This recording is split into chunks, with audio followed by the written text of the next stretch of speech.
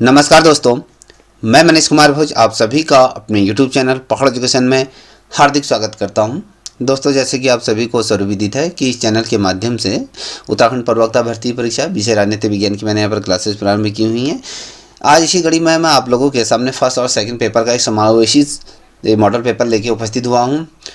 मुझे लगता है कि इस प्रश्नावली से निश्चित रूप में आप लोगों के क्वेश्चन बनेंगे, तो मेरे साथ इन प्रश्नों को आप बनाते हुए चलिएगा, जिससे कि आपका स्व मूल्यांकन होता चलेगा। क्योंकि आप सभी को पता है कि 10 मई को आपकी परीक्षा की तिथि यहाँ पर घोषित कर दी गई है, तो अब आप लोगों को बहुत ही ज़्यादा मेहनत करने की आवश्यकता है। चलिए शुरुआत करते हैं।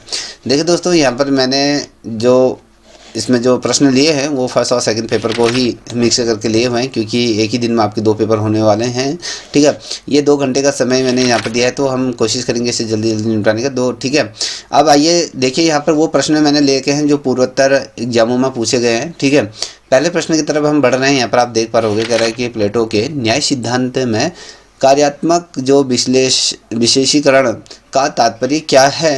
ये यूपीएससी 2013 में क्वेश्चन को पूछा गया। ये कहता है कि समान अवसर ये प्रत्येक वर्ग द्वारा अपना अपना कार्य, फिर दंडात्मक न्याय या फिर प्राकृतिक अधिकार। तो बताइए इसका आंसर क्या हो सकता है। जिसे भी आंसर आता है इसका आंसर देते हुए चलेगा। देखिए दोस्तों, अगर आप लोगों ने इसका आंसर पिक कर लिया है तो इसका जो सही उत्तर है वो आपके प्रत्येक वर्ग द्वारा अपना अपना कार्य किया जाता है। तो प्लेटो के अनुसार अगर हम देखेंगे तो न्याय का जो अर्थ होता है कि जो समाज का जो प्रत्येक वर्ग होता है ना, चाहे वो सैनिक हो, चाहे वो शासक हो, चाहे वो उत्पादक हो, वो क्या करते हैं, अपने अपने जो निर्धारित कार्यों का वो क्या करते हैं, ससमय पालन करते हैं। और जब कोई वर्ग दूसरे वर्ग में हस्तक्षेप इसमें नहीं करता है, ये याद रखिएगा। कोई भी वर्ग क्या करता है, एक दूसरे वर्ग में किसी भी प्रकार का कोई भी हस्तक्षेप दखलंदाजी नहीं करता है। ये तभी क्या होता है, सामाजिक संतुलन बनता है। यही कार्य अगर हम देखेंगे तो विशेषीकरण न्याय की आत्मा भी इसे कहा जाता है। तो इसे राज्य में कहीं ना कहीं सामंजस्य और दक्षता भी इसमें आती है। तो कभी क्वेश्चन ये भी पूछा जाएगा कि भैया कि कार्य विशेषीकरण न्याय की आत्मा किसे कहा गया है, तो ये जो प्लेटो द्वारा इसे कहा गया है। तो यह याद रखिएगा। दूसरा प्रश्न आप लोगों ने पढ़ भी लिया होगा कि अरस्तु के अनुसार श्रेष्ठ शासन का निर्धारण किस आधार पर होता है। ये यूपीएससी 2011 में क्वेश्चन पूछा गया है। देखिए, संख्या, संपत्ति, नैतिक उद्देश्य या फिर बल प्रयोग। चलिए, जिसे भी आता है इसका आंसर देते हुए चलेगा। ठीक है, क्या है इसका सही उत्तर। तो दोस्तों, अगर हम इसका सही उत्तर आपके सामने रखें, या पहले आपने अगर चलिए आप लोगों ने अगर आंसर दे दिया है तो अच्छी बात है, नहीं दिया है तो इसे मिलाते हुए चलेगा। तो इसका जो सही उत्तर है कि श्रेष्ठ शासन की अगर हम बात करें तो नैतिक उद्देश्य ही होता है। क्योंकि अरस्तु के आधार पर अगर आप देखोगे, जब हम कहते हैं कि भैया जो शासन का जो मूल्यांकन अगर हम करते हैं ना, तो केवल उसमें क्या होता है, जो संख्या और संपत्ति से नहीं किया जाता है, बल्कि उसमें नैतिक उद्देश्य से ये होता है। इससे क्या होता है, जो शासन जन कल्याण और नैतिकता को कहीं ना कहीं लक्ष्य बनाए रखता है, और वही श्रेष्ठ ये होता है। और इसी आधार पर उन्हें सही और साथ ही विकृत शासन का वर्गीकरण इसमें किया जाता है। ठीक है, अब यहाँ पर हम देखेंगे तीसरे नंबर का प्रश्न ये कहता है कि हॉब्स के प्राकृतिक अवस्था सिद्धांत में मुख्य समस्या क्या है। ये यूपी पीसीएस में पूछा गया था 2016 में। ये असमानता वो कह रहा है। ठीक है, और साथ ही यहाँ पर आप देखो नैतिकता का अभाव कह रहा है, सभी के विरुद्ध सभी का युद्ध, यह संपत्ति विवाद। तो सही उत्तर क्या हो सकता है दोस्तों इसका, चलिए बताइए। हॉब्स की प्रकृति अवस्था की जो प्रमुख समस्या है उसको आपको बताना है। तो इसका जो सही उत्तर आपके सामने अगर रखूँ, तो अगर आपने पिक कर लिया होता है, सभी के विरुद्ध सभी का युद्ध, ये इसका सही उत्तर है। क्योंकि हॉब्स के अनुसार अगर आप देखोगे ना, प्रकृति अवस्था में कोई कानून या फिर सत्ता नहीं होती है। आप सभी को, अगर हम प्रकृति को देखें तो उसमें किसी भी प्रकार की कानून और सत्ता नहीं होती है। क्योंकि परिणाम स्वरूप अगर आप देखोगे, जो मनुष्य होता है वो स्वार्थी होता है, और कभी कभी स्वार्थी हो जाता है। और ये निरंतर क्या, ये संघर्ष स्थिति हमेशा पैदा होती रहती है। और अगर आप देखोगे, इसी से क्या हो जाए, अराजकता, कहीं न कहीं सामाजिक अनुबंधों की आवश्यकता ये बन जाती है। ठीक है, अब हम बात करेंगे चौथे नंबर का प्रश्न। यहाँ पर लॉक के जो सामाजिक अनुबंध में सरकार को हटाने का अधिकार किसके पास है। ये BPSC Bihar public service commission में 2015 में क्वेश्चन पूछा गया है। ये राजा, या संसद, या जनता, या न्यायपालिका। चलिए, चौथे नंबर का सही उत्तर क्या होता है, तो इसका जो सही उत्तर अगर मैं आपके सामने रखूं तो ये होती है जनता ही क्या होती है किसी भी सरकार को बदल सकती है। ठीक है, अगर लॉक के आधार पर अगर आप देखोगे तो ये जो सरकार जनता के प्रकृति अधिकारों जैसे आपकी स्वतंत्रता है या फिर आपकी जीवन है या संपत्ति की रक्षा के लिए क्या होती है, ये सरकारें बनी होती हैं। यदि सरकार अगर इन लोगों का क्या करती है, आपके जो ये जो प्रकार जो स्वतंत्रता के अधिकार है या प्राकृतिक तौर पर जो आपको अधिकार दे है, तो यदि उनका उल्लंघन करती है तो जनता उसको क्या है, हटाने का अधिकार जनता के पास होता है। ये जो सिद्धांत होता है ये उदारवादी लोकतंत्र की कहीं ना कहीं नींव ये रखता है, तो ये याद रखिएगा। ठीक है, अब 5वें नंबर का प्रश्न ही आपके सामने है कि रूसों की सामान्य इच्छा का आश्रय क्या है। ये यूपीएससी 2014 में क्वेश्चन पूछा गया है। बहुमत की इच्छा है या शासक की इच्छा है या फिर सार्वजनिक हित की नैतिक इच्छा है या विधिक इच्छा है, तो इसमें से सही उत्तर क्या हो सकता है। चलिए, आप लोगों ने अगर पिक कर लिया है तो इसका जो सही उत्तर है ये कहता है रूसों की जो सामान्य इच्छा की जब हम बात करते हैं वो सार्वजनिक हितों की नैतिक इच्छा ये होती है। क्योंकि रूसों की जो सामान्य इच्छा है ना, अगर हम देखें तो बहुमत की इच्छा से नहीं अगर हम देखें, बल्कि क्या होता है संपूर्ण समाज की जो नैतिक और साथ ही जो सामाजिक हितों की क्या करती है कहीं ना कहीं अभिव्यक्ति ये करती है। इससे क्या होता है जो व्यक्ति के जो निजी हित होते हैं उससे ऊपर ये होते हैं, पहले ये आपको पता होना चाहिए। इससे क्या होता है पालन की जो अगर हम पालन की अगर वास्तविक स्वतंत्रता कहीं ना कहीं इनमें निहित होती है, तो ये याद रखिएगा। ठीक है, अब हम बात करेंगे वेल्थम का जो उपयोगवाद किस सिद्धांत पर आधारित है। ये MPPCS 2017 में क्वेश्चन पूछा गया। कर्तव्य, अधिकतम सुख, प्राकृतिक अधिकार या फिर शक्ति। प्राकृतिक अधिकार या शक्ति यहाँ पर दिए हुए हैं। तो वेल्थम का उपयोगितावाद की अगर हम बात करें तो इसका सही उत्तर क्या हो सकता है, चलिए बताइए। इसका जो सही उत्तर होगा इसमें ऑप्शन बी अगर आपने पिक कर लिया तो सही है। अधिकतम सुख की अगर बात करेंगे तो वेल्थम का अगर सिद्धांत की कहें तो इसमें कहते हैं कि जो अधिकतम लोगों का अधिकतम सुख पर आधारित होता है और इसके अनुसार अगर देखें किसी कार्य की जो नैतिकता है ना उसके जो सुखद परिणामों से तय होती है। आप सभी को ये पता भी होगा क्योंकि सुख दुख को मापने हेतु अगर हम देखें तो उन्होंने जो हेर्निडेंसी कैलकुलेशन एक शब्द आता है, ठीक है, तो वह दिया था इन्होंने। ठीक, आप ये याद रखिएगा। अभी हम यहाँ पर अगर देखेंगे तो 7वें नंबर का प्रश्न है JS मिल ने स्वतंत्रता को किससे जोड़ा। ये UPSC 2010 में क्वेश्चन पूछा गया है।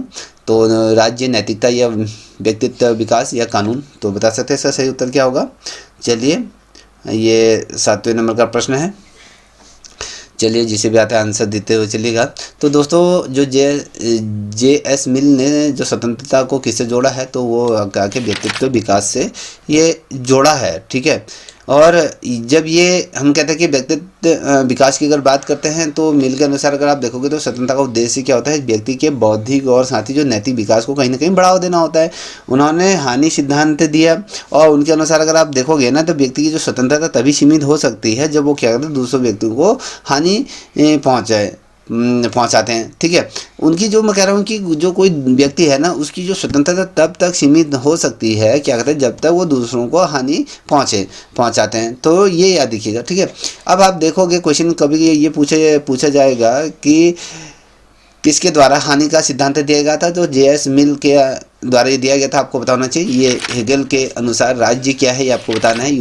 UPPCS में 2018 में क्वेश्चन पूछा गया। दमनकारी होता है, नैतिक विचार का कारण आता है या आर्थिक संगठन है या फिर संविदात्मक संस्था, तो बता सकता है इसका सही उत्तर क्या होगा। तो जिसे भी आता आंसर देते हुए चलिएगा। तो इसका जो सही उत्तर होगा दोस्तों वो आपका option B as a right answer होगा कि नैतिक विचार का क्या है ये कारण होता है। तो इसको थोड़ा समझने का प्रयत्न करेगा है क्या। जब भी आप कोई भी प्रश्न का उत्तर जब देते हैं ना उस उत्तर को आपको पता होना चाहिए कि ये उत्तर के पीछे क्या कह रहा है। ये नहीं कि आप तुक्के लगाओगे। और साथ ही आप तो परीक्षा हॉल में क्योंकि आपके पास पेपर को बेहतर करने के लिए आपको मानसिक दबाव भी आपको परीक्षा हॉल में झेलना पड़ेगा। तो उन तमाम मानसिक दबावों को दूर करने का एक ही उपाय है कि आप बहुत से अधिक विस्तार से चीज़ों को अध्ययन करें। ठीक है, अब हम बात करेंगे 90 नंबर के प्रश्न की तरफ बढ़ रहे हैं। तो ये क्या कहते हैं, 90 नंबर का प्रश्न देख पा रहे हैं, मार्क्स के ऐतिहासिक भौतिकवाद का केंद्र बिंदु क्या है। ये बीपीएससी 2014 में क्वेश्चन पूछा गया है। विचार या धर्म या उत्पादन या संबंध है, या उत्पादन संबंध है या राज्य। तो यहाँ पर आपके सामने ऑप्शन दिए हुए हैं। तो मार्क्स के ऐतिहासिक भौतिकवाद की अगर बात करें तो वो क्या है। तो अगर हम इसका जो सही उत्तर अगर आप लोगों ने पिक कर लिया होगा तो मिला लीजिएगा। तो इसका जो सही उत्तर है कि उत्पादन संबंध इसका सही उत्तर रहता है, क्योंकि मार्क्स के अनुसार अगर देखोगे जो समाज की जो संरचना आर्थिक आधार पर निर्भर करती है, आप सभी को पता होगा। क्योंकि उत्पादन संबंध अगर मैं बात करूं तो वो समाज की राजनीतिक कानून और साथ ही जो विचारधारा को कहीं ना कहीं ये निर्धारित करते हैं, और इसी को आधार या अधिरचना का सिद्धांत भी इसे कहा जाता है। तो ये याद रखिएगा, ठीक है। 10वां प्रश्न है, ग्रामिस ने हेजीमनी की अवधारणा किस संदर्भ में दी है। यूपीएससी 2016 में क्वेश्चन पूछा गया। सैन्य प्रभुत्व या वैचारिक प्रभुत्व या फिर आर्थिक प्रभुत्व या संवैधानिक प्रभुत्व। तो बता सकते हैं कि किस आधार पर दिए है, ठीक है। अब मैं ग्रामिस की जो हेजीमनी की अगर मैं बात करूं तो उसका सही उत्तर है क्या है, वैचारिक प्रभुत्व की अगर हम बात करेंगे तो ये ऑप्शन बी है राइट आंसर होगा। क्योंकि ग्रामिस के अनुसार अगर आप देखोगे ना दोस्तों, शासक वर्ग केवल क्या होता है, बल से नहीं बल्कि आपकी क्या है, विचारों से और साथ ही उसकी सहमति से शासन ये करता है। और नागरिक जो होते हैं वो समाज के माध्यम से क्या करता है, वैचारिक प्रभुत्वता स्थापित किया जाता है। यही क्या है, आपकी हेजीमनी की अवधारणा है, ठीक है। अब हम बात करेंगे 11वें नंबर का प्रश्न कहता है कि तुलनात्मक राजनीति में व्यवहारवादी दृष्टिकोण किस पर बल देता है। ये आपको बताना है। यूपीएससी 2012 में क्वेश्चन पूछा गया है। संस्थाएं हैं, संविधान है, राजनीति व्यवहार है, ये कानून है। तो 11वें नंबर का प्रश्न है, तो इसका उत्तर बताइए, जिसे भी आता है आंसर देते हुए चलेगा। दोस्तों इसका जो सही उत्तर आपके सामने अगर मैं रखूं, अगर आपने पिक कर लिया होगा तो ये ऑप्शन सी है, ये राइट आंसर है कि ये राजनीति व्यवहार ये है। क्योंकि व्यवहारवाद की जब हम बात करेंगे ना, तो व्यवहारवाद राजनीतिक संस्थाओं के बजाय क्या आता है, वास्तविक व्यवहार के अध्ययन पर क्या करता है, बल देता है। और यही जो व्यंजन की अगर बात करो, वैज्ञानिक पद्धति को कहीं ना कहीं अपनाता है। इसका जो उद्देश्य होता है वो राजनीति को कहीं ना कहीं मूल्य निरपेक्ष बनाना इसका मेन उद्देश्य होता है, ठीक है। अब यहाँ पर डेविड स्टन के जो प्रणाली सिद्धांत में जो आउटपुट क्या है, ये यूपी पीसीएस में क्वेश्चन पूछा गया 2015 में। मांग है, समर्थन है, नीतियाँ है, निर्णय है, ये प्रतिक्रिया है। तो इसका सही उत्तर क्या होगा दोस्तों। देखिए दोस्तों, इसका जो सही उत्तर होगा, अगर आपने पिक कर लिया होगा तो option C as a right answer होगा कि नीतियां एवं निर्णय होता है। तो स्टर्न के अनुसार अगर आप देखोगे ना, तो राजनीतिक जो प्रणाली में जो इनपुट होता है, जिसे हम कहते हैं कि मांग और समर्थन की जब हम बात करते हैं, ये इसके अंतर्गत आते हैं। और आउटपुट के रूप में अगर आप देखोगे नीतियों का और साथ ही जो निर्णय निकलते हैं, और बाद में उसको बाद में हमें किसी भी चीज़ का हमें क्या निकलता है, फीडबैक जब हमारे सामने आता है, उसके माध्यम से क्या होता है, प्रणाली स्वयं क्या होती है, समायोजित वो उस चीज़ को कर देती है, ठीक है। अब बात करेंगे 13वां नंबर का प्रश्न। आलमंड के अनुसार अगर देखोगे, राजनीति संस्कृति का कौन सा प्रकार लोकतंत्र के लिए उपयुक्त है। ये यूपीएससी 2013 में क्वेश्चन पूछा गया है। आलमंड, ये option A B C D यहाँ पर दिया गया। चलिए आज जिसे भी आता है बताइए। पारुचियर, सब्जेक्ट या सहभागिता मूलक या अधिनायकवादी। तो बता सकते हैं इसका सही उत्तर क्या होगा। देखिए इस प्रश्न का सही उत्तर अगर हम बात कहें तो option C as a right answer होगा, सहभागिता मूलक इसका सही उत्तर होगा। Option C as a right answer होगा, ठीक है। तो आलमंड के आधार पर अगर देखोगे तो जो सहभागिता संस्कृति में क्या होता है, जो नागरिक सक्रिय रूप से क्या होता है, राजनीति में भाग लेते हैं। और लोकतंत्र में स्थिरता के लिए क्या होता है, ये आवश्यक बहुत होता है कि अगर आप लोकतंत्र को देखोगे तो लोकतांत्रिक स्थिरता बनाने के लिए ये बहुत ज़्यादा आवश्यक हो जाता है। क्योंकि इसमें जो जागरूकता, सहभागिता और साथ ही उत्तरदायित्व की जब हम बात करते हैं, ये सारी चीज़ इसमें होता है, ठीक है। अब हम बात करेंगे 14वें नंबर का प्रश्न। एकात्मक शासन की जो प्रमुख विशेषता क्या है। यूकेपीएससी के अंतर्गत एक पूछा गया, उत्तराखंड पब्लिक सर्विस कमीशन 2019 में क्वेश्चन पूछा, शक्तियों का विभाजन, केंद्रीकरण या द्विसंसदीय या फिर संघवाद। तो इसका सही उत्तर क्या होगा। एकात्म शासन की जो प्रमुख विशेषता की अगर हम बात करें तो इसका जो सही उत्तर होगा वो केंद्रीकरण होगा, ठीक है। Option B as a right answer होगी। क्योंकि एकात्म जो शासन की अगर मैं बात करूँ तो उसमें सभी शक्तियाँ क्या होती हैं, केंद्र बिंदु पर क्या होते हैं, निर्धारित होती हैं और स्थानीय इकाई केंद्र के ही अधीन क्या करती हैं, कार्य करती हैं। और इसका बेहतर उदाहरण अगर आप देखोगे ना तो आपके सामने फ्रांस ही सबसे बेहतर उदाहरण के तौर पर उभर के समझ आता है। 15 नंबर का प्रश्न है, संघीय शासन में अविष्ट शक्तियाँ भारत में किसके पास हैं? यूपीएससी 2015 में क्वेश्चन पूछा गया है, राज्य, केंद्र दोनों या फिर राष्ट्रपति। तो बता सकते हैं ये किसके पास अविष्ट शक्तियाँ प्राप्त हैं। तो इस कंडीशन में अगर आप देखोगे तो इसका जो सही उत्तर होगा, अगर आपने पिक कर लिया मिला लीजिए, ऑप्शन बी है जी राइट आंसर होगा, क्योंकि ये केंद्र के पास होगी। अगर भारतीय संविधान में जो अविष्ट शक्तियाँ की जब हम कहते हैं, जो विषय क्या होता है, केंद्र सरकार के पास ये होता है और ये संघीय व्यवस्था को कहीं ना कहीं मजबूत और केंद्र की और कहीं ना कहीं झुकाव ये होता है। इसी कारण अगर आप देखोगे कि भारत को अर्ध जो संघीय भी कहा जाता है, तो इसलिए अर्धसंघीय किसे कहता है, जो अविष्ट शक्तियाँ जिसके पास होंगे, तो इसलिए इसको कहा जाता है। क्योंकि इसमें यह होता है ना, जो संघीय व्यवस्था को मजबूत और केंद्र की ओर क्या करता है, झुकाता है, और इसी कारण क्या होता है, भारत को अर्धसंघीय इसे कहा जाता है। ठीक है। 16 नंबर का प्रश्न है कि भारतीय संविधान में जो संप्रभुता शब्द किससे संबंधित है? ये यूपीएससी 2011 में क्वेश्चन पूछा गया है। हम बात कर रहे हैं कि संप्रभुता शब्द किसे है, संसद से, न्यायपालिका से, जनता से या राज्य से। तो 16 नंबर का प्रश्न है, जब हम संप्रभुता की बात करते हैं तो आपने इसका पिक कर लिया होगा ये आंसर। तो इसका जो सही उत्तर होगा मिला लीजिए, ऑप्शन सी है जी राइट आंसर है कि जनता है। क्योंकि भारतीय संविधान के अकॉर्डिंग अगर आप देखोगे तो संप्रभुता जो जनता में ही क्या होती है, निहित होती हैं। राज्य क्या करते हैं, अपनी शक्ति जनता की सहमति से ही वो क्या करता है, उसका प्रयोग करता है। लोकतंत्र की क्या है, यही मूल भावना होती है। ठीक है। अब 17 नंबर का प्रश्न है कि मौलिक अधिकारों की जो परिवर्तनीयता किस अनुच्छेद में है? ये बीपीएससी 2015 में क्वेश्चन पूछा गया, अनुच्छेद 12, अनुच्छेद 13, अनुच्छेद 32 या अनुच्छेद 14। तो बता सकते हैं कि किसके अंतर्गत ये है? तो मौलिक अधिकारों की परिवर्तनीयता की अगर हम कहें तो ऑप्शन सी है जी राइट आंसर होगा कि 32। क्योंकि जो डॉक्टर अम्बेडकर की अगर आपने पढ़ा होगा तो डॉक्टर अम्बेडकर ने जो आर्टिकल 32 है ना, उसको भारतीय संविधान की आत्मा भी कहा है। क्योंकि ये आत्मा इसलिए कहा गया है क्योंकि इसमें जो नागरिकों को मौलिक अधिकारों की रक्षा के लिए क्या किया जाए, सर्वोच्च न्यायालय जाने का इसमें क्या दे दिया, अधिकार दिया गया है, तो इसलिए कहा गया। ठीक है। अब यहाँ पर 18वें नंबर का प्रश्न आप देख पा रहे हो कि कहते हैं कि नीति निर्देश सिद्धांतों का स्रोत कौन सा संविधान है? ठीक है। नीति निर्देश सिद्धांतों का स्रोत कौन सा संविधान है? ये यूपी पीसीएस 2014 में क्वेश्चन पूछा गया, अमेरिका, आयरलैंड या फिर ब्रिटेन या कनाडा। तो इसमें से सही उत्तर क्या हो सकता है इसका? चलिए दोस्तों बताइए, जिसे भी आता है आंसर देते हुए चलेगा। तो दोस्तों नीति निर्देश हम जब बात करते हैं, स्रोत की बात करते हैं, तो उसमें ये ऑप्शन बी है जी राइट आंसर होगी कि आयरलैंड है। ठीक है। क्योंकि भारतीय संविधान में अगर आप देखोगे जो नीति निर्देश तत्व जो है ना, वो आयरलैंड के संविधान से हमने लिए हैं। ठीक है। ये सामाजिक और आर्थिक न्याय की दिशा में क्या है, राज्य को कहीं ना कहीं मार्गदर्शक देते हैं। तो ये भी आपको पता होना चाहिए। अब यहाँ पर देखिए 19 नंबर का प्रश्न है, राष्ट्रपति की आपातकालीन शक्तियाँ किस अनुच्छेद में वर्णित है? यूपीएससी 2012 में क्वेश्चन पूछा गया, 352, 356, 360 ये सभी।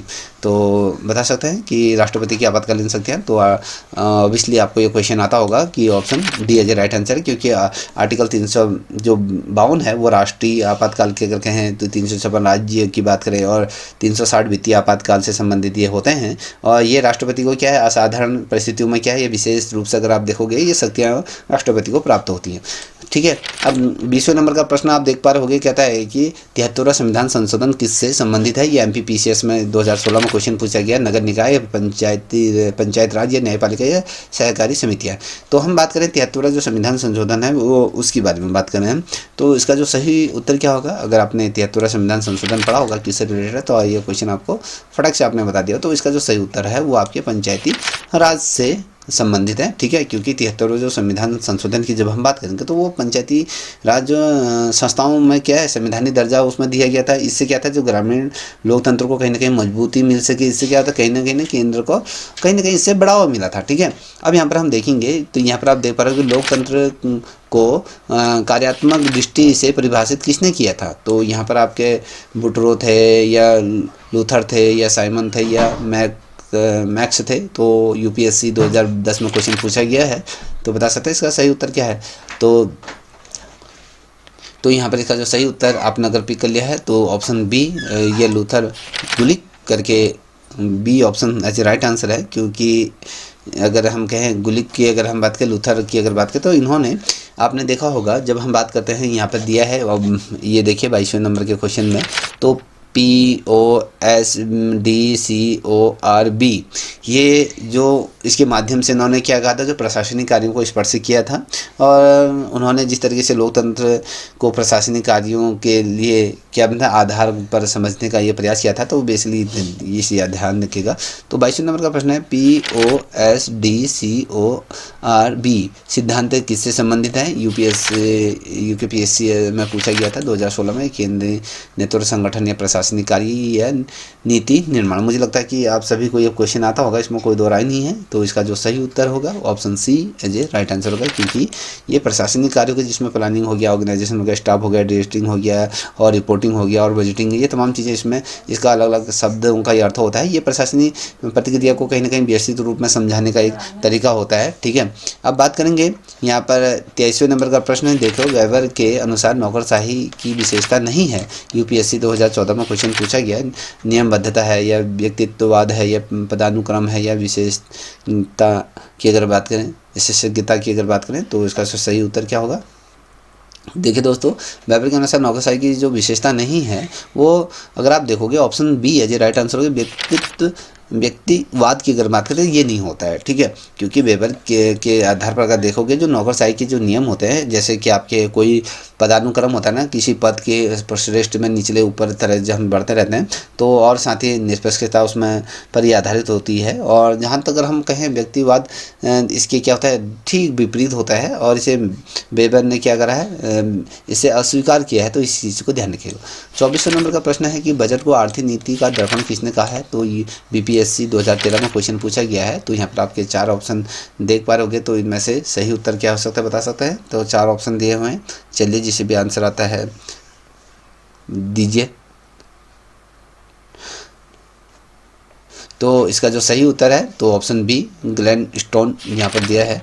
तो इनके आधार पर अगर आप देखोगे, तो बजट सरकार की क्या है, आर्थिक जो प्राथमिकताओं और साथ ही जो नीतियां हैं, कहीं ना कहीं उसको ये दर्शाता है। इससे क्या होता है, सरकार की जो वित्तीय जो दिशा होती है, वो स्पष्ट हो जाती है, ठीक है। अब यहाँ पर आप देख पा रहे हो 25वें नंबर का प्रश्न है, सूचना का अधिकार अधिनियम भारत में कब लागू हुआ था? यूपीएससी 2011 में क्वेश्चन पूछा है, 2003, 4, 5, 6। तो मुझे लगता है कि ये प्रश्न सभी को आता होगा, इसमें कोई दो राय नहीं। ऑप्शन सी है जो राइट आंसर है, ठीक है। 2005 का ये मेन उद्देश्य था कि प्रशासन में कहीं ना कहीं पारदर्शिता और उसकी जवाबदेही बढ़ाना था, और ये नागरिकों को कहीं ना कहीं सरकारी जानकारी प्राप्त करने का भी ये अधिकार दिया गया था, ठीक है। अब यहाँ पर देखो 26वें नंबर का प्रश्न है कि यथार्थवाद सिद्धांत का जो प्रमुख प्रवक्ता कौन है, ठीक है। तो यूपीएससी 2012 में क्वेश्चन पूछे गए, तो केथन थे या माग्रेनाउथ थे, कांता थे या रूसो थे, ठीक है। तो इसका सही उत्तर क्या हो सकता है, जिसे भी आता है चलिए आंसर देते हुए चलिएगा।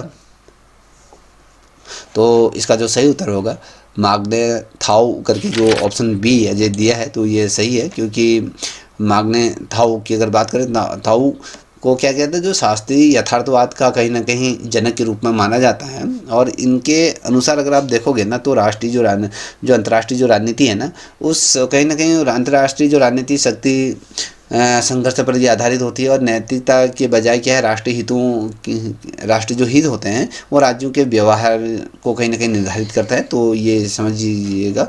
तो 27वें नंबर का प्रश्न देख पा रहे, संयुक्त राष्ट्र सुरक्षा परिषद में स्थायी सदस्य कितने होते हैं? यूपीएससी 2010 में पूछा गया है, 4, 3, 5 या 6, 10। तो बताइए कितने होते हैं। ये आपको पता भी होना चाहिए कितने होने चाहिए, उनके नाम भी पता होने चाहिए देशों के। तो मुझे लगता है आपने इसका सही उत्तर दिया होगा। तो ऑप्शन क्या है, बी है राइट आंसर के 5 होंगे। तो सुरक्षा परिषद की अगर सदस्यों की अगर बात करें, तो 5 होते हैं, आप सभी को पता है। इसमें जैसे कि अमेरिका हो गया, रूस हो गया, चीन हो गया, ब्रिटेन हो गया और फ्रांस, ये क्या है 5 ये क्या है अंतर्राष्ट्रीय जो परिषद के क्या है, सुरक्षा परिषद के स्थायी सदस्य होते हैं। और इन्हें क्या होता है, वीटो शक्ति प्राप्त होती है। ये क्या है, विशेषाधिकार परिषद के परिषद में इनको क्या शक्ति संतुलन का कारण भी इनको माना जाता है, ठीक है। ये याद रखिएगा। अगर आप देखोगे विशेषाधिकार के रूप में अगर आप देखोगे ना, तो इनका ही मत सर्वाधिक क्या होता है, निर्णायक होता है। इससे क्या होता है, जो शक्ति असंतुलन का भी कारण ये माना जाता है, ठीक है। अब यहाँ पर आप देख पा रहे हो 28वें नंबर का प्रश्न है। ये कहता है कि गुट निरपेक्ष आंदोलन का प्रथम शिखर सम्मेलन कहाँ हुआ था। यूपीपीसीएस में 2014 में क्वेश्चन पूछा गया, बेलग्रेड में या बाउ या फिर काहिरा या दिल्ली। तो बता सकते हैं इसका सही उत्तर क्या हो सकता है। तो कहाँ हुआ था गुट निरपेक्षता का, तो इसका जो सही उत्तर है तो आपने पिक कर लिया तो ठीक है, बेलग्रेड जो option A as a right answer है। तो अगर आप देखोगे ना दोस्तों, साल था 1961 में, अगर आप देखें तो वहाँ पर यूगोस्लाविया जो देश है उसकी जो राजधानी बेलग्रेड जो ये दिया है। तो यहाँ पर पहला कि क्या हुआ था, जो गुट निरपेक्ष आंदोलन का यहाँ पर प्रथम शिखर सम्मेलन हुआ था।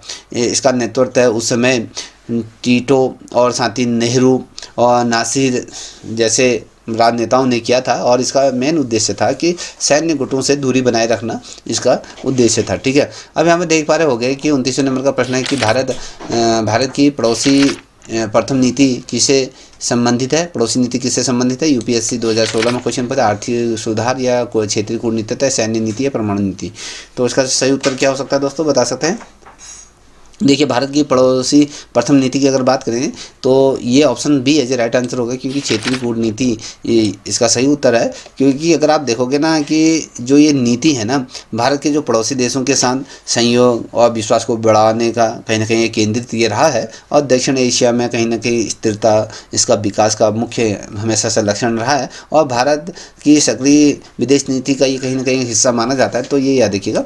अब बात करेंगे 30वें नंबर का प्रश्न है कि आतंकवाद को अंतर्राष्ट्रीय अपराध घोषित करने का प्रमुख मंच कौन सा था। यूपीएससी 2015 में क्वेश्चन पूछा गया, नाटो है, संयुक्त राष्ट्र है, विश्व बैंक है, IMF ये दिया है। तो सही उत्तर क्या हो सकता है, मुझे लगता है कि सभी को आता है, तो option B as a right answer होगा, संयुक्त राष्ट्र संघ। क्योंकि संयुक्त राष्ट्र आतंकवाद के विरोध हमेशा क्या है, वैश्विक प्रयासों का एक बहुत बड़ा मंच ये रहा है। इसमें अगर आप देखोगे विभिन्न कनेक्टिविटी या ऐसे बहुत ढेर सारे ऐसे प्रस्ताव आते हैं जिसके माध्यम से ये अंतर्राष्ट्रीय स्तर पर जो अपराध हैं, ठीक है, आतंकवाद को कहीं ना कहीं समाप्त करने का हमेशा प्रयास ये किया जाता है। ठीक है, अब देखोगे 31वें नंबर का प्रश्न है। 31वें नंबर का प्रश्न क्या कहता है कि मैकियावेली के अनुसार राज्य की स्थिरता का मुख्य आधार क्या है।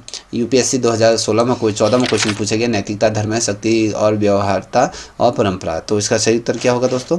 तो मैकियावेली की अगर बात करें तो इसका जो सही उत्तर होगा तो option C as a right answer होगा, शक्ति और व्यवहारिकता की अगर बात करें तो मैकियावेली ने अगर देखें तो कहीं ना कहीं नैतिकता की बजाय क्या है, व्यवहारिक राजनीति पर अधिक बल दिया है हमेशा। तो उनके अनुसार जैसे शासक को कहीं ना कहीं सत्ता बनाए रखने हेतु क्या है, वहाँ कठोर और यथार्थवादी होना चाहिए। ठीक है, 32वें नंबर का प्रश्न की अगर बात है, हॉब्स के अनुसार अगर देखें तो संप्रभु की शक्ति पर किसका नियंत्रण नहीं है। तो यूपीपीसीएस 2017 में क्वेश्चन पूछा है, कानून, नैतिकता, जनता कोई नहीं। तो हॉब्स के अनुसार जो संप्रभु की जो शक्ति पर नियंत्रण की जब हम बात करते हैं तो इसका उत्तर होगा इसमें से कोई नहीं, option D as a right answer. के हॉब्स ने अगर आप देखोगे संप्रभुता को हमेशा सर्वशक्तिमान माना है, इससे ऊपर कोई नैतिक या फिर कानूनी नियंत्रण नहीं होता है, यही निरंकुश संप्रभुता का सिद्धांत रहा है। तो इसीलिए इसका जो सही उत्तर है वो option D as a right answer. Locke के संपत्ति सिद्धांत में संपत्ति का मूल स्रोत क्या है। बीपीएससी 2016 में क्वेश्चन पूछा गया है, राज्य है, श्रम है या परंपरा है या ईश्वर है। तो बता सकते हैं इसका सही उत्तर क्या है। तो इसका जो सही उत्तर अगर मैं आपके सामने रखूं तो option B as a right answer, यही आपका भी होना चाहिए था। क्योंकि लॉक के अनुसार अगर आप देखोगे जब व्यक्ति प्रकृति में क्या करता है, अपने श्रम को वो मिलाता है तब संपत्ति का निर्माण होता है। श्रम ही क्या होता है, संपत्ति को वैध बनाता है। तो ये आपको पता होना चाहिए। ठीक है, अब 34वें नंबर का प्रश्न है कि रूसो ने किसे स्वतंत्रता का सबसे बड़ा शत्रु माना है। यूपीएससी 2015 में क्वेश्चन पूछा गया है, राज्य, असमानता या कानून या संप्रति। तो रूसो ने जो स्वतंत्रता का सबसे बड़ा शत्रु माना है वह असमानता को ये माना है। क्योंकि रूसो हमेशा मानते थे कि सामाजिक और आर्थिक असमानता से क्या है, वास्तविक जो स्वतंत्रता हमेशा क्या हो जाती है, नष्ट हो जाती है, और निजी संपत्ति को उन्हें असमानता की ही जड़ हमेशा ये माना है। तो ये याद रखिएगा। ठीक है, अब यहाँ पर देखिए 35वें नंबर का प्रश्न है, बर्फ का जो विचारधारा संबंधी दृष्टिकोण कैसा था। तो यूपीपीसीएस 2018 में क्वेश्चन पूछा गया, क्रांतिकारी, यथार्थवादी या रूढ़िवादी या समाजवादी। तो बर्फ की अगर हम बात करें तो इसका जो सही उत्तर अगर देखें तो इसका जो सही उत्तर होगा, अगर आपने पिक कर लिया तो ठीक है, नहीं है तो इसको मिला लीजिए। तो ये रूढ़िवादी, ऑप्शन सी है जो राइट आंसर है। कि एडम बक की अगर मैं बात करूं तो ये फ्रांसीसी क्रांति के क्या है, हमेशा से बड़े आलोचक ये रहे थे। वे अगर आप देखें तो कहीं ना कहीं जो परंपरा धीरे धीरे धीरे परिवर्तन और जो संस्थागत साथ ही निरंतरता में हमेशा विश्वास ये रखते थे। तो ये चीज़ को हमेशा ध्यान रखिएगा, ठीक है। और अब बढ़ते हैं 36वें नंबर के प्रश्न की तरफ। ये हेगेल के दर्शन में द्वंद्वात्मकता का तात्पर्य क्या है अगर कहें तो यूपीएससी 2013 में क्वेश्चन पूछा गया है। विरोध धर्म है, थीसिम ये एंटीथीसिनेट ये दिया है, तो ये वर्ग संघर्ष दिया है। तो ऑप्शन इसका सही क्या हो सकता है, चलिए बताइए। ठीक है, तो यहाँ पर आप देख पा रहे होगे ऑप्शन सी एंटीथीसिस थीसेंसिस ये दिया है। तो ऑप्शन क्या है इसका, सी है जे राइट आंसर है। क्योंकि ये जो था ना, तो हेगेल के अनुसार अगर आप देखोगे तो ये विकास संघर्ष के माध्यम से होता है। हमेशा आपको पता होगा कि विकास हमेशा क्या होगा, संघर्ष के माध्यम से होगा। जब द्वंद्वात्मक इसे हम कह सकते हैं, और इसे एक नया कहीं ना कहीं सत्य जन्म लेता है। तो ये भी याद रखिएगा। आप यहाँ देखोगे 37वें नंबर का प्रश्न है कि ये कहता है मार्क्स के अनुसार राज्य किसका उपकरण है। ये MPPCS 2016 में क्वेश्चन पूछा गया है। समाज का, ये शासक वर्ग का, मजदूर वर्ग का, नौकरशाही का। तो बता सकते हैं इसका सही उत्तर क्या होगा। तो चलिए, जिसे भी आता है आंसर देते हुए चलिएगा, ठीक है। चलिए, तो अगर हम देखें तो इसका जो सही उत्तर होगा, अगर आपने पिक कर लिया तो ये शासक वर्ग का है। क्योंकि मार्क्स के अनुसार अगर देखोगे जो राज्य तटस्थता की जब हम बात करें, तटस्थ की बात करें, तो ये संस्था नहीं है। अगर आप देखोगे तो शासक वर्ग के हितों की रक्षा करता है और जो वर्गीय शोषण को बनाए ये रखता है। तो ये याद रखिएगा। अब यहाँ पर आप देखोगे 38वें नंबर का प्रश्न है, लेनिन ने समाजवाद को क्या कहा है। यूपीएससी 2011 में क्वेश्चन पूछा गया, पूंजीवाद का प्रारंभिक चरण या पूंजीवाद का अंतिम चरण या समाजवाद या उपनिवेशवाद। तो क्या कहा है, लेनिन ने समाजवाद को क्या कहा है, तो आपको ये बताना है। देखिए दोस्तों, अगर हम बात करें तो लेनिन ने जो कहा है, अगर आपने पिक कर लिया होगा तो आंसर यहाँ पर देख पा रहे हो, पूंजीवाद का अंतिम चरण ये कहा गया है। क्योंकि लेनिन समाजवाद को क्या कहता है, एकाधिकार पूंजी का यह चरम रूप ये कहते हैं। इसमें क्या है, पूंजी और निर्यात और साथ ही उपनिवेश का ये प्रमुख ये होते हैं। तो ये याद रखिएगा, ठीक है। अब हम बात करेंगे 39 नंबर का प्रश्न है, ग्रामीण की जो नागरिक समाज की जो अवधारणा किससे जुड़ी हुई है। यूपीएससी 2016 में क्वेश्चन पूछा गया है। राज्य दमन, वैचारिक सहमति या फिर सैन्य शक्ति या फिर आप यहाँ पर देख पा रहे हो आर्थिक नियंत्रण। तो इसका सही उत्तर क्या हो सकता है। तो इसका जो सही उत्तर होगा option B as a right answer होगा कि वैचारिक सहमति ये है। क्योंकि ग्रामीण के आधार पर आप देखोगे तो नागरिक समाज के माध्यम से शासक वर्ग समिति का क्या होता है, निर्माण करता है। ये क्या है, कहीं ना कहीं ये वैचारिक प्रभुत्व की कहीं ना कहीं नींव है, ठीक है। 40 नंबर का प्रश्न देखो, जॉन रॉल्स का अज्ञान का आवरण किस सिद्धांत से संबंधित है। यूपीएससी 2016 में क्वेश्चन पूछा गया, समानता, न्याय या स्वतंत्रता या अधिकार। तो इसमें से सही उत्तर क्या हो सकता है दोस्तों। आवरण की अगर हम बात करें, अज्ञान का आवरण हम जब कहेंगे तो अज्ञान का जो आवरण है एक ऐसी काल्पनिक स्थिति होती है जहाँ पर क्या होता है, व्यक्ति अपनी सामाजिक स्थिति नहीं जानता है। इससे क्या होता है, निष्पक्ष न्याय सिद्धांतों की का जो चयन संभव ये होता है। तो उसका जो सही उत्तर क्या होगा। वैसे तो मैंने इसका आंसर आपको बता दिया, तो ऑप्शन बी है जो राइट आंसर है, ठीक है। अब हम यहाँ देखेंगे 41वें नंबर का प्रश्न आपके सामने है। ये कहता है कि तुलनात्मक राजनीति में संरचनात्मक क्रियात्मक विश्लेषण किससे संबंधित है। यूपीएससी 2014 में क्वेश्चन पूछा गया, संविधान, राजनीति, भूमिका, वर्ग, संघर्ष, विचारधारा। तो क्या हो सकता है, इसका सही उत्तर क्या होगा। तो मुझे लगता है कि आप लोगों ने पिक कर लिया होगा। तो इसका सही उत्तर है option B as right answer है कि राजनीति भूमिकाएं होती हैं। अगर आप देखोगे ना कि जब संरचनात्मक क्रियात्मक विश्लेषण की जब बात करेंगे तो इसके दृष्टिकोण से राजनीति जो संरचनाओं और उसके जो कार्य हैं का ये अध्ययन करते हैं। आल्टमैन के अनुसार अगर आप देखोगे तो तुलनात्मक राजनीति को कहीं ना कहीं उनके द्वारा ही लोकप्रिय बनाया गया था, ठीक है। अब यहाँ देखिए, आल्टमैन व पावेल के अनुसार अगर देखें तो राजनीति प्रणाली का जो मुख्य कार्य कौन सा है, तो समाजीकरण या हित अभिव्यक्ति है या निर्णय निर्माण या सभी। तो बता सकते हैं इसका सही उत्तर क्या होगा। तो इसका जो सही उत्तर होगा अगर आपने पिक कर लिया है तो ऑप्शन डी है जे राइट आंसर, क्योंकि राजनीति प्रणाली में सामाजिक हित और अभिव्यक्ति और साथ ही निर्णय और निर्माण जैसे क्या कार्य ये करते हैं। और ये कहीं ना कहीं लोकतांत्रिक व्यवस्था के लिए भी क्या होती है, बहुत ज़्यादा आवश्यक होती हैं, ठीक है।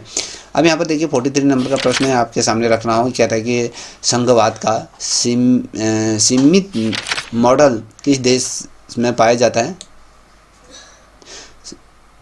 सम्मित मॉडल किस देश में पाया जाता है। यूपीएससी 2013 में क्वेश्चन पूछा गया, भारत, कनाडा, अमेरिका, स्पेन। तो बता सकते हैं संघवाद में सम्मित मॉडल किस देश में पाया जाता है। तो इसका जो सही उत्तर है, अगर आपने पिक कर लिया तो ठीक है, नहीं है तो यहाँ पे मिला दीजिए, ये अमेरिका है। ठीक है, अमेरिका में सभी राज्यों को क्या था, समान संवैधानिक दर्जा प्राप्त है और यही सम्मित संघवाद की कहीं न कहीं विशेषता है। ठीक है, 44 नंबर का प्रश्न आप देख पा रहे होगे, कहता है कि एकात्म शासन का उदाहरण कौन सा देश है। ये बीपीएससी 2015 में क्वेश्चन पूछा गया दोस्तों। भारत है, अमेरिका है, फ्रांस है, ऑस्ट्रेलिया है। चलिए आप लोगों ने पिक कर लिया होगा, तो मुझे लगता है पिक कर लिया तो ठीक है। तो इसका जो सही उत्तर होगा वो option C right answer, France आप मिला लीजिएगा, क्योंकि फ्रांस में अगर आप देखोगे कहीं ना कहीं शक्तियों का केंद्रीकरण ये होता है। इसमें स्थानीय इकाइयाँ जो होती हैं वो केंद्र के अधीन कार्य करती हैं। ठीक है, अब राजनीति विकास की संकट सिद्धांत किसने दिया है। राजनीति विकास के संकट सिद्धांत किसने दिया है। तो यूपीएससी 2012 में क्वेश्चन है, लुइसियन पाई, ये फिर सैमुअल, फिर ये आलमंड या फिर ईस्टर्न। तो यहाँ पर आप दिए हुए हैं तो देख लीजिए, तो इसका सही उत्तर क्या है। तो यहाँ पर अगर आप देखोगे तो ऑप्शन बी सैमुअल है। ठीक है, तो इसका सही उत्तर है। तो इसमें क्या होता है, तो जैसे कहीं ना कहीं भागीदारी पहचान संकटों को कहीं ना कहीं राजनीतिक विकास को कहीं ना कहीं चुनौती बना देता है। ठीक है, अब यहाँ पर देखो 46 नंबर का प्रश्न है कि राजनीतिक संस्कृति में सब्जेक्ट संस्कृति का अर्थ क्या है। ये आपको सब्जेक्ट संस्कृति का अर्थ क्या है। यूपीपीसीएस 2016 में 17 में क्वेश्चन पूछे, सक्रिय भागीदारी है, पूर्ण उदासीनता या आज्ञाकारी नागरिक। ठीक है, तो ये क्रांतिकारी चेतना। तो इसमें से सही उत्तर क्या हो सकता है, चलिए बताइए, जिसे भी आता है। चलिए दोस्तों आंसर दीजिए, अगर आपको पता है तो ठीक है, नहीं है तो इसको देख लीजिए। ये कहता है कि option C as right answer है, आज्ञाकारी नागरिक इसका सही उत्तर होगा, क्योंकि इसमें क्या है, नागरिक, जब मैं नागरिक राजनीति की बात कर रहा हूँ तो जागरूक तो वो होते ही हैं, आप सभी को पता है। इसमें नागरिक राजनीति के प्रति क्या होता है, हमेशा जागरूक होते हैं, सक्रिय भागीदारी नहीं करते हैं और सीमित लोकतंत्र से जुड़े होते हैं। ठीक है, 47 नंबर का प्रश्न आप देख पा रहे हैं, दलीय प्रणाली में द्विदलीय प्रणाली की विशेषता क्या है। यूपीएससी 2011 में क्वेश्चन पूछा गया, अनेक दल है, संगठन होता है, दो प्रमुख दलों का प्रभुत्व होता है, क्षेत्रीय दल होता है। तो बता सकते हैं, तो इसका सही उत्तर है। तो जब हम द्विदलीय की अगर बात करते हैं तो उसमें दो प्रमुख दलों का प्रभुत्व यहाँ पर आता है, क्योंकि इस प्रणाली में क्या होता है, सत्ता दो प्रमुख दलों के बीच हमेशा घूमती रहती है, जैसे अमेरिका में और साथ ही ब्रिटेन इसके सबसे अच्छे उदाहरण आपको देखने को मिल जाएंगे। ठीक है, अब 48 नंबर का प्रश्न है कि दबाव समूह का मुख्य कार्य क्या है। ये एमपीपीसीएस 2018 में क्वेश्चन पूछा गया, शासन करना होता है, नीति प्रभावित करना होता है, कानून बनाना होता है या न्याय करना होता है। तो इसका सही उत्तर क्या हो, जिसे भी आता है आंसर देते हुए चलिएगा। तो मुझे लगता है कि आप लोगों ने इसका अगर आंसर पिक कर लिया है तो अच्छी बात है, नहीं किया तो इसको देख लीजिए।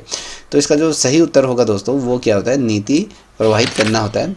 ठीक है, तो दबाव समूह सरकार को क्या कहता है, प्रभाव डालकर क्या कहते हैं, अपने हितों को कहीं ना कहीं क्या कहते हैं, अनुरूप नीतियां बनवाने का प्रयास हमेशा इसमें करते हैं। ठीक है, दबाव मतलब किसी चीज़ का दबाव डालना और अपने अनुसार क्या है, कार्यों और नीतियों को बनाने का प्रयास किया जाता है। और ये चीज़ें क्या होता है, सत्ता इसमें भाग नहीं लेते हैं। तो ये देखिए, ठीक है, इस स्थिति किसी चीज़ें बनती हैं।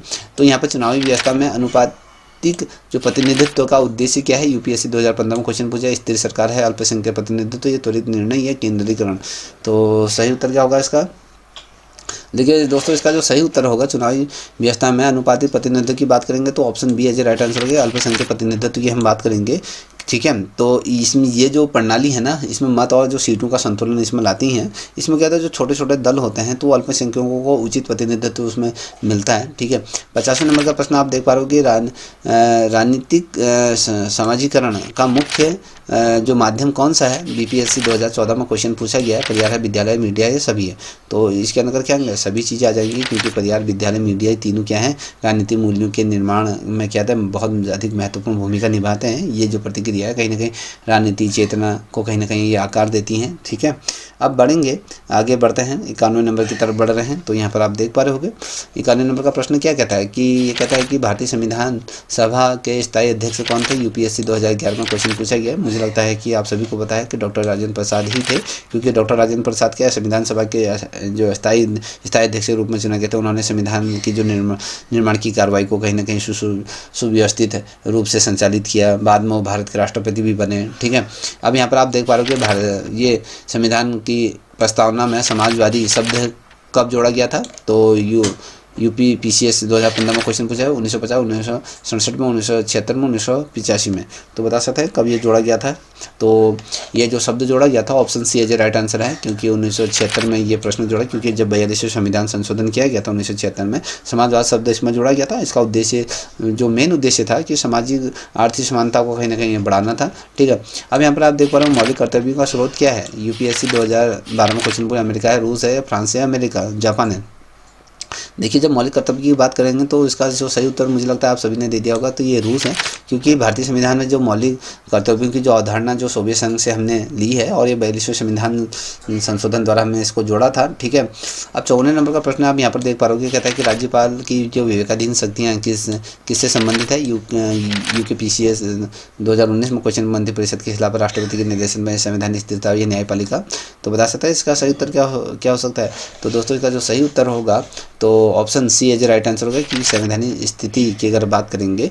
अब अगर आप देखोगे ना इस चीज़ को, कुछ अगर आप देखो, राज्यपाल कुछ विशेष शक्तियों में मंत्रिपरिषद से क्या आते हैं, मंत्रिपरिषद की क्या है, सलाह के बिना कार्य करता है। ये जो शक्तियाँ उनको दी जाती है वो संविधान द्वारा क्या है, उनको प्रदान होती हैं। ठीक है, अब 55वें नंबर का क्वेश्चन आप यहाँ पर देख पा रहे हो कि भारत में न्यायिक पुनर्लोकन का आधार क्या है। UPSC 2013 में क्वेश्चन संसद की सर्वोच्चता या संविधान की सर्वोच्चता, राष्ट्रपति, संघवाद। तो इसका सही उत्तर क्या हो सकता है। तो इसका जो सही उत्तर होगा option B as right answer है, संविधान की सर्वोच्चता होगा, क्योंकि भारत में जो न्यायिक पुनर्लोकन की जो शक्ति संविधान से हमेशा प्राप्त होती है। सर्वोच्च न्यायालय और उच्चतम न्यायालय कहता है यह जाँच कर लेते हैं कि कोई कानून संविधान के अनुरूप है या नहीं है। ये सिद्धांत संविधान के क्या है, सर्वोच्चता को कहीं ना कहीं बनाए रखता है, ना कि संसद की सर्वोच्चता को। ठीक है, ये याद रखिएगा। अब यहाँ पर आप 56 नंबर का प्रश्न देख पा रहे होंगे, ये पंचायती राज में ग्राम सभा की भूमिका क्या है। UPSC 2018 में क्वेश्चन पूछे, सलाहकार, कार्यकारी या सर्वोच्च प्राधिकरण या न्यायिक। तो इसका सही उत्तर क्या होगा। हम बात कर रहे हैं ग्राम सभा की बात करें तो उसके अधीन अगर हम देखें तो सर्वोच्च प्राधिकारी ये होता है, क्योंकि ग्राम, option C as right answer होगा, क्योंकि ग्राम सभा पंचायती राज की क्या है, ये आधारशिला ये होती हैं। आप सभी को आधारशिला ये मानी जाती है। ग्राम पंचायत की अगर बात करें तो ये पंचायत के कार्यों की निगरानी करता है और योजनाओं को स्वीकृति देती है, और इससे क्या होता है, स्थानीय स्वशासन को कहीं ना कहीं सर्वोच्च संस्थान ये माना गया है। तो ये याद रखिएगा। ठीक है, आपको ये पता होगा कि नीति आयोग का गठन कब हुआ था। UPSC 2016 में क्वेश्चन पूछा गया था, ये 2012, 2013, 2014, 2015, 2016 में। तो अगर मैं कहूँ नीति आयोग का गठन जो किया गया था वो आपके ऑप्शन सी 2015 में किया गया था, क्योंकि नीति आयोग का गठन 1 जनवरी 2015 को किया गया था। आप सभी को पता है, इसे योजना आयोग के स्थान पर स्थापित किया गया था, और इसका मेन उद्देश्य क्या था, सरकारी संघवाद को कहीं ना कहीं बढ़ावा देना था और नीतियों को अधिक व्यवहारिक ये बनाना था। ठीक है, अब बात करेंगे 58 नंबर का प्रश्न। यहाँ पर आप देख पा रहे हो कि लोकपाल और लोकायुक्त अधिनियम कब पारित हुए। तो UPSC 2014 में क्वेश्चन पूछा, 2008, 11 या फिर 13 या फिर 15 में।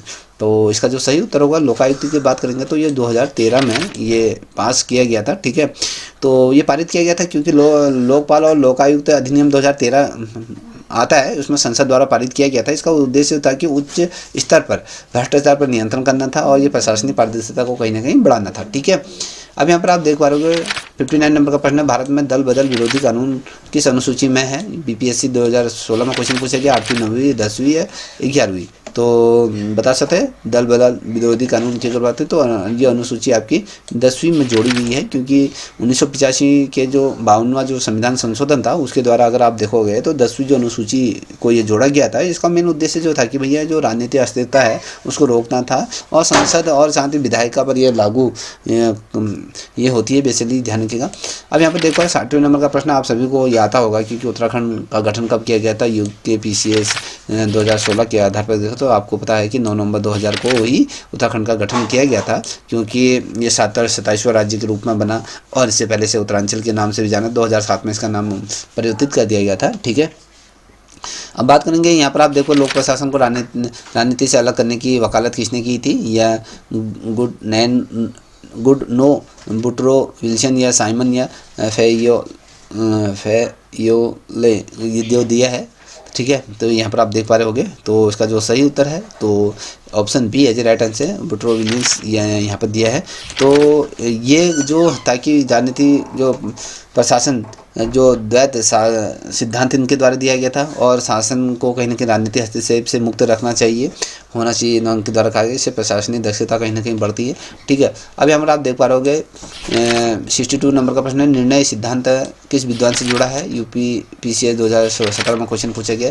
वेबर है, गुलिक है, या हर्बर्ट साइमन है, या टेलर है? तो सही उत्तर क्या है इसका बता सकते हैं? 62 नंबर का प्रश्न है, तो हर्बर्ट जो Simon, option C as a right answer है, क्योंकि हर्बर्ट साइमन ने क्या था, निर्णय सिद्धांत और सीमित तर्क संगतता की अवधारणा इन्होंने दी थी, और प्रशासन को नियंत्रण और शांति निर्णय और निर्माण की प्रतिक्रिया के रूप में भी इनके द्वारा देखा गया था, और आधुनिक लोकतंत्र का कहीं ना कहीं महत्वपूर्ण सिद्धांत इनके द्वारा दिया गया था, ठीक है।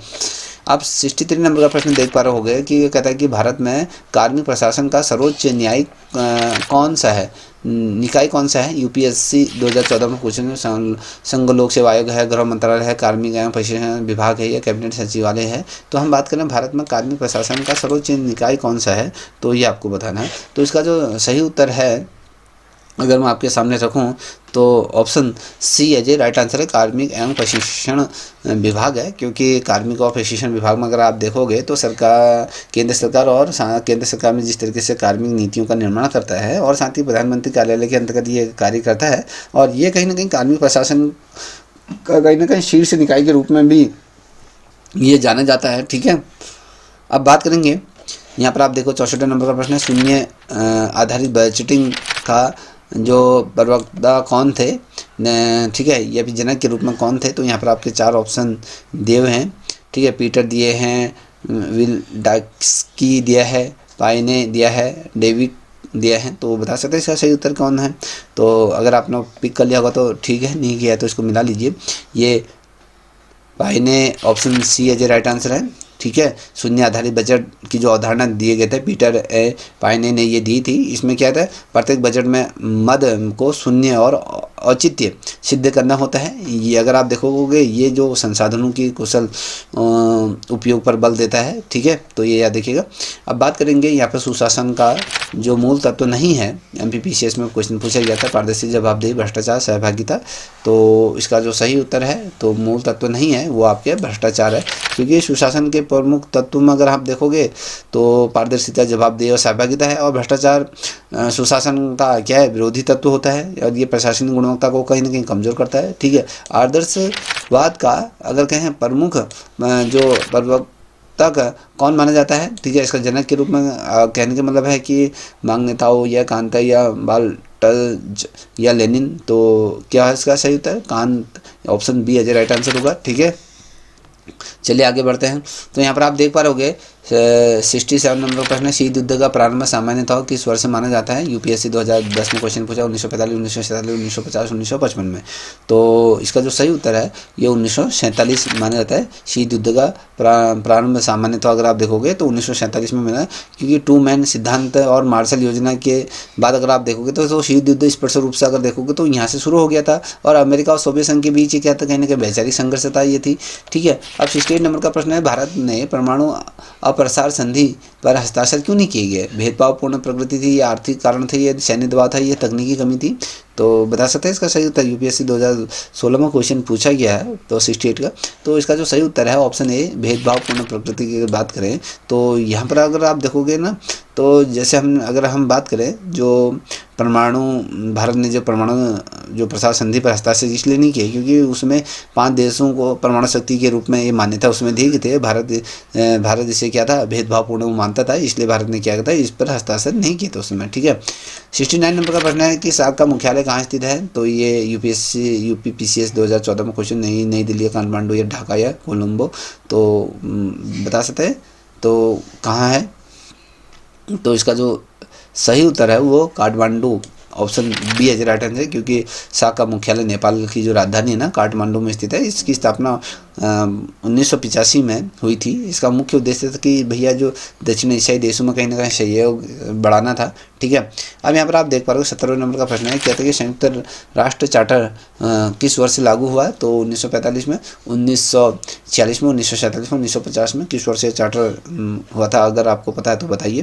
तो जो ये संयुक्त राष्ट्र जो चार्टर जो लागू हुआ था, option A as right answer है इसका, 1945 में हुआ था। क्योंकि संयुक्त राष्ट्र चार्टर अगर आप बात करोगे ना तो 24 अक्टूबर 1945 को ही लागू हुआ था। इस दिन को संयुक्त राष्ट्र दिवस के रूप में भी मनाया जाता है और ये संगठन संवैधानिक दस्तावेज है। ठीक है, ये याद रखिएगा।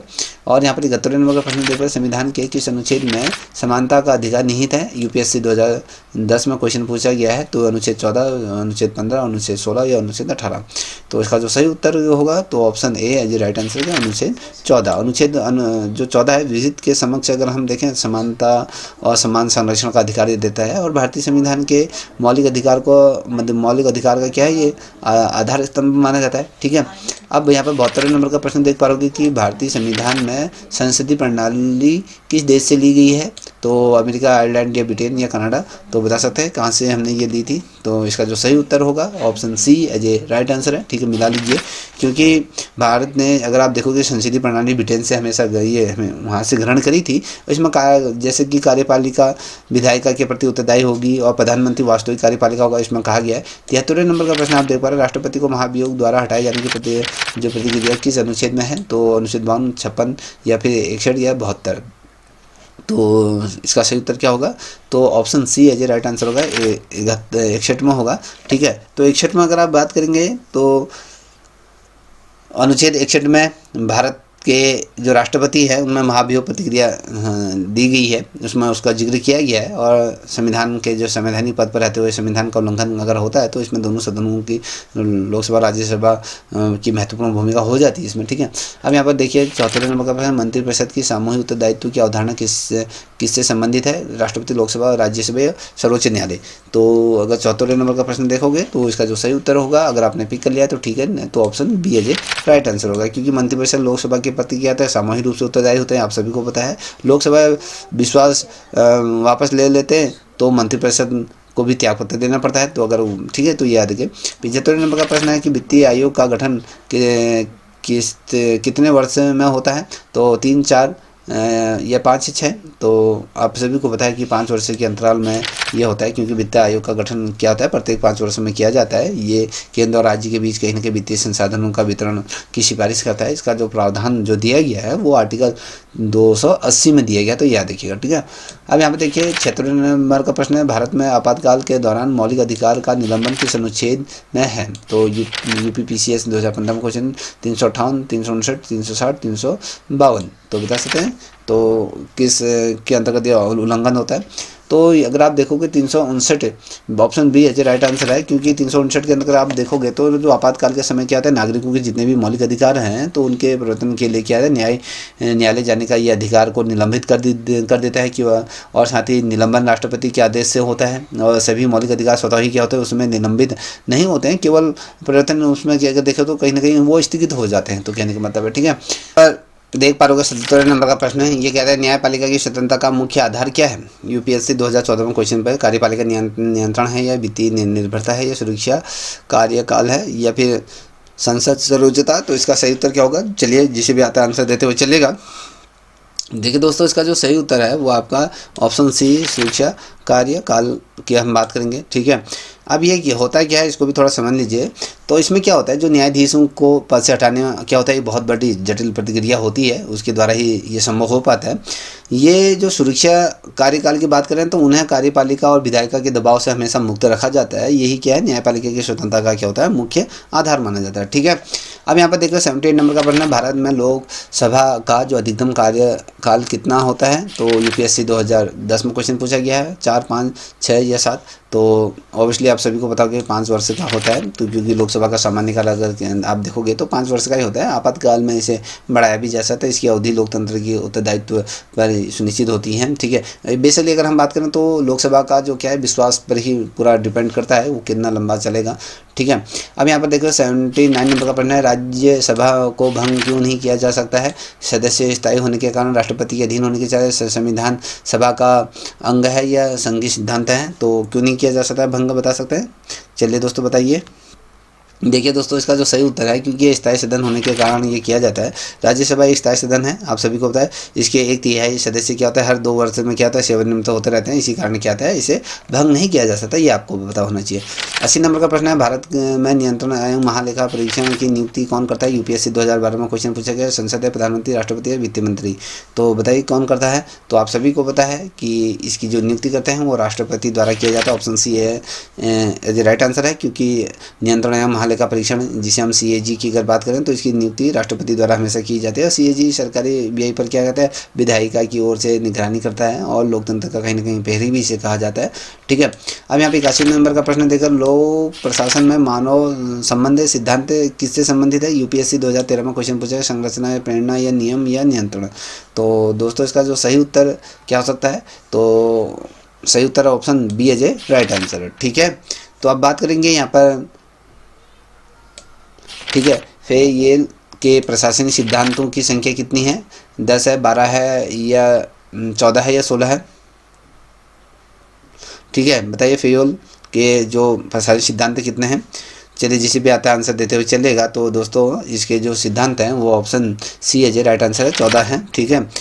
अब बात करेंगे यहाँ पर आप देख पाओगे, यहाँ पर 83 नंबर का प्रश्न है, भारत में योजना आयोग को किस वर्ष से समाप्त कर दिया गया था? यूपीएससी 2016 में, 2013, 14, 15, 16? तो आपको इसका सही उत्तर है 2015 में, ठीक है। अब बात करें 84 नंबर का प्रश्न है, प्रशासनिक सुधार आयोग की पहली रिपोर्ट किस वर्ष आई थी? यह यूपीपीसीएस में क्वेश्चन पूछा है। 1966 में, 1967 में, 1968 में, 1969 में? तो बता सकता है किस वर्ष ये रिपोर्ट आई थी?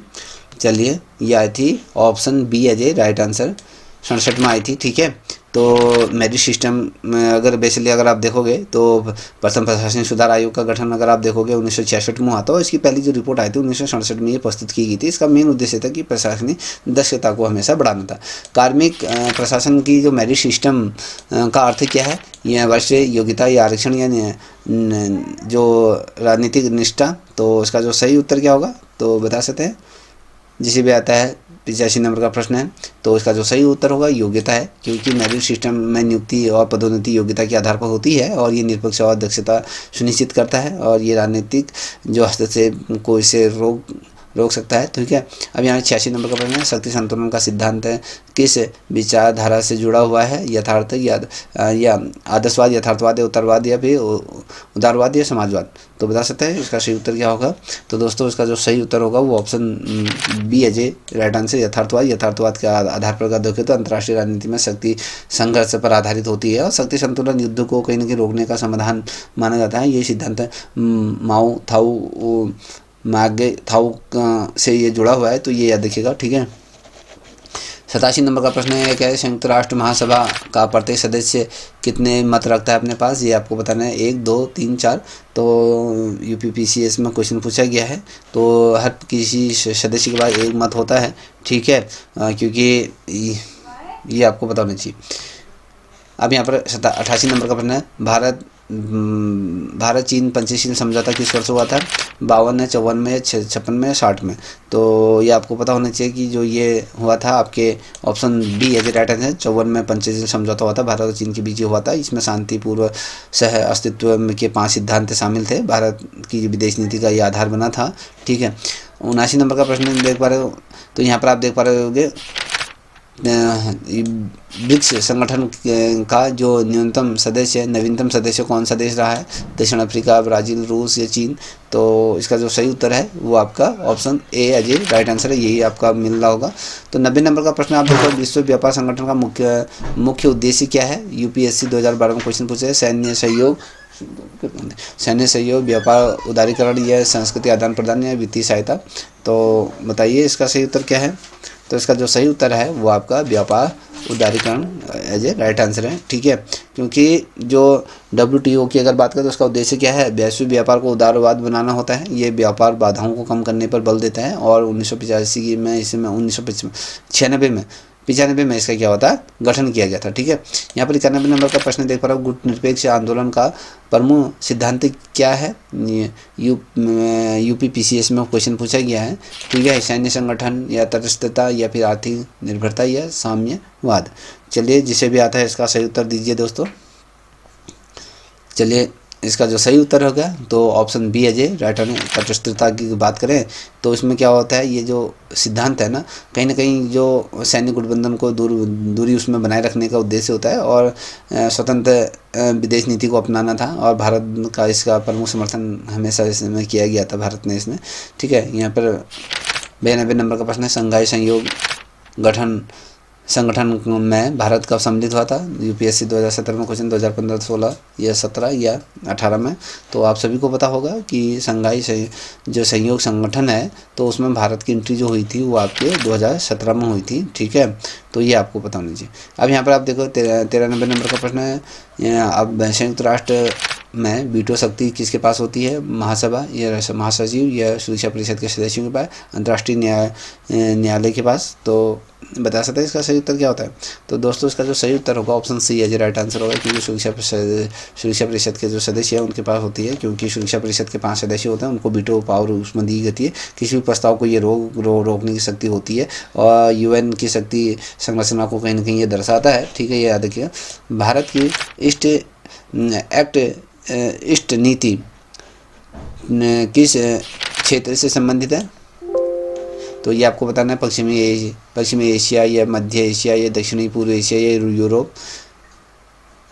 भारत की ईस्ट नीति की हम बात करेंगे तो सही उत्तर क्या होगा दोस्तों इसका। तो इसका सही उत्तर होगा कि दक्षिण पूर्व एशिया की हम बारे में बात करेंगे, ठीक है। 95 नंबर का प्रश्न है, परमाणु आपूर्ति समूह का उद्देश्य क्या है। UPSC 2014 में क्वेश्चन में हथियार निर्माण या परमाणु व्यापार नियंत्रण या फिर ऊर्जा उत्पादन या सैन्य गठबंधन। तो इसका सही उत्तर क्या होगा, जिसे भी आता है चलिए आंसर दीजिए। तो इसका जो सही उत्तर होगा वो ऑप्शन बी है जो राइट आंसर है। परमाणु जो व्यापार नियंत्रण की बारे में बात करेंगे तो इसका उद्देश्य जो बेसिकली बनाया गया था परमाणु सामग्री के प्रसार को रोकना था और शांतिपूर्ण उपयोग हेतु क्या है, परमाणु व्यापार को नियंत्रण ये करना था, ठीक है। 96 नंबर का प्रश्न है कि अंतर्राष्ट्रीय न्यायालय का मुख्यालय कहाँ है, न्यूयॉर्क, जिनेवा, हेग या पेरिस। तो आप सभी को पता है ऑप्शन सी ही एज ए राइट आंसर होगा, अगर आपने पिक कर लिया ठीक है। तो यहाँ पर देखो आतंकवाद के विरुद्ध वैश्विक युद्ध की घोषणा किसने की थी, संयुक्त राष्ट्र या अमेरिका या नाटो या यूरोपीय संघ ने। UPSC 2011 में क्वेश्चन पूछा गया है। चलिए जिसे भी आता है बताइए दोस्तों। इसका जो सही उत्तर है ऑप्शन क्या है, बी एज राइट आंसर है, ठीक है। अमेरिका ने किया था, क्योंकि आप सभी को पता है जो 9/11 का जो हमला हुआ था उसके बाद अमेरिका ने वॉर इन टेरर का क्या था इनकी घोषणा की थी उस समय। इसका उद्देश्य था कि वैश्विक आतंकवाद से मुकाबला करना ये था, ठीक है। अब यहाँ पर आप देख पा रहे यहाँ पर 98 नंबर का प्रश्न है कि भारत की समुद्री जो सुरक्षा नीति किससे संबंधित है। UPSC 2013 में ये थल सेना, वायुसेना, नौसेना या फिर अर्धसैनिक बल। आप सभी को पता है कि इसका सही उत्तर क्या होगा, नौसेना ही है, ठीक है। ये आपको पता होना चाहिए। और साथ ही 99 नंबर का प्रश्न है, शीत युद्ध के दौरान आयरन कर्टन शब्द किसने प्रयोग किया था। तो यहाँ पर आप देख पा रहे रूजवेल्ट या चर्चिल या स्टालिन या ट्रूमैन। तो बता सकते हैं सही उत्तर क्या है। तो चर्चिल ऑप्शन बी है जो राइट आंसर होगा, ठीक है। तो उन्होंने 1946 में आयरन कर्टन शब्द का प्रयोग किया था। ये जो था यूरोप में पूंजीवादी और साम्यवादी का विभाजन को कहीं ना कहीं दर्शाता है। तो इस श्रृंखला का अंतिम प्रश्न आपके सामने रख रहा हूँ। इससे आगे के प्रश्न 101 से 200 के बीच जो प्रश्न हैं तो अगली वीडियो में आएंगे, क्योंकि वीडियो बहुत लेंथी हो जाएगी। यहाँ पर राष्ट्रीय सुरक्षा परिषद का अध्यक्ष कौन होता है। UPSC 2014 में क्वेश्चन पर राष्ट्रपति गृह मंत्री होता है या फिर आपके प्रधानमंत्री होता है, रक्षा मंत्री होता है। तो बता सकते हैं। तो इसका सही उत्तर क्या होगा जिसे भी आता है बताइए। तो इसका सही उत्तर होगा आपके प्रधानमंत्री होता है, क्योंकि प्रधानमंत्री सुरक्षा परिषद का अध्यक्ष होता है और राष्ट्रीय सुरक्षा और विदेश नीति से जुड़े निर्णय में ये सलाह देती है। ठीक है, आई होप यहाँ तक के प्रश्न आपको अच्छे लगे होंगे। यदि अच्छे लगे होंगे तो इस चैनल को भी आप निश्चित रूप में सब्सक्राइब करें और अपने दोस्तों को भी साझा करें। और आपकी कितने 1 से लेके 100 नंबरों की श्रृंखला में आपके कितने प्रश्न सही हुए, कितने गलत हुए, निश्चित रूप में आप स्वयं का आकलन करिएगा और बताइएगा भी। ठीक है, अगर वीडियो अच्छी लगी हो तो इस चैनल को सब्सक्राइब करें। अगर आपको ये वीडियो PDF चाहिए तो इस ग्रुप से जुड़ सकते हैं। तब तक के लिए इतना ही। जय हिंद, जय भारत, जय उत्तराखंड।